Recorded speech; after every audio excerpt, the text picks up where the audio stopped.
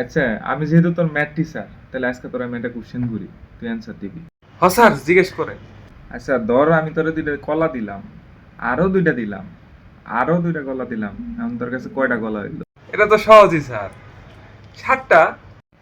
হ্যাঁ, হয় নাই।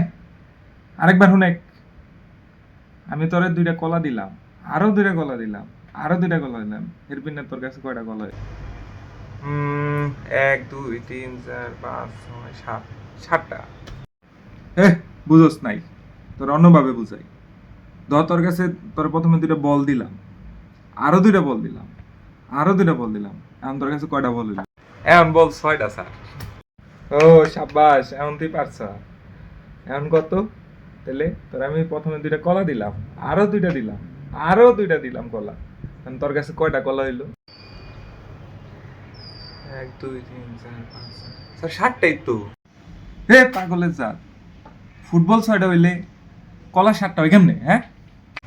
না স্যার, আমার আগে থেকে একটা কলা আছিল বাইতে, তো আপনি দিলেন 6টা আর হলো একটা, টোটাল 7টা হইলো। আপনারা কিন্তু বুঝ কি বুঝাইছি।